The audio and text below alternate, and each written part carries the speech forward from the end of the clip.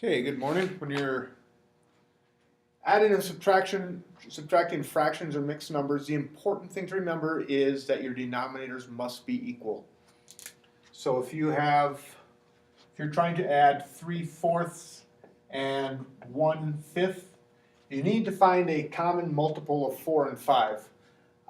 Many times, well, you'll always get a common multiple, but it won't always be the smallest common multiple. In this case, it is the least common multiple by multiplying this fraction by this denominator over this denominator. Remember, I'm multiplying by 5 over 5, which equals 1. So if I'm multiplying any number times 1, I'm not changing the number. It's a fraction, so it's going to look a little bit different, but it's the same number. I end up with 15 over 20 plus, and this time I'm going to multiply this side by 4 over 4, which is also 1. I end up with 4 over 20. As you remember, we were just talking about equivalent fractions. These are equivalent fractions. Now I can add these two. And when I'm adding, my denominator stays the same. So I just have to add my numerators, 15 plus 4. There you go. Okay, subtraction is the exact same way, except I would subtract. If I was going to change this to a subtraction problem, nothing would change except 15 minus 4 would give me 11. But the procedure is exactly the same for adding and subtracting. Mixed numbers can be a little bit trickier. The foolproof way to handle mixed numbers would be to always convert them to improper fractions. That can be a little bit clumsy at times, but it will always work. So let's take a look at an example. If I have 3.5 and I was going to subtract, let's say, 2 and 1/5. The other way to do it is if I said 3 minus 2 is 1, and then 1/2 minus 1/5. We could do it that way too. But let's just to be consistent, let's go ahead and convert these both to improper fractions first.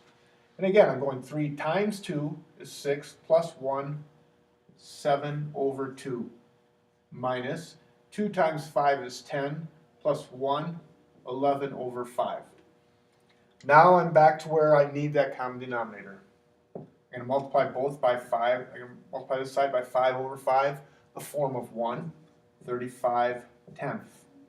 Minus 11 over 5, or I'm going to multiply this by 2 over 2, which gives me 22 over 10. 35 minus 22 gives me 13/10, which is very good, but I'm not done yet. Now I have to take that 13/10 and convert it back to an improper fraction. If you remember from the first video, the way to do that is just 13 divided by 10. 10 goes into 13 one time. Subtract that off. I have a remainder of 3. This 3 is still being divided by 10. So my answer here, 1 and 3/10. Addition, again, exactly the same, except I end up adding the numerators instead of subtracting. And then we go backwards from there. Okay, multiplication and division are actually much simpler. Because with multiplication and division, I do not have to find my common denominator. So if I look at something, let's use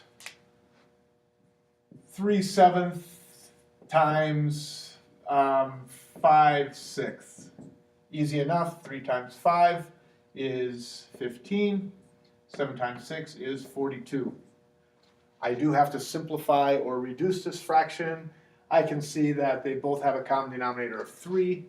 So I'm going to divide by 3, divided by 3. And I end up with 5 over 14. So 5/14 would be the answer when I'm multiplying that. Same thing with mixed numbers. With mixed numbers, it is best probably to convert once again to a improper fraction. I'll show you that one. So if I have, for instance, 3 and 2/3 times 2 and 2/5.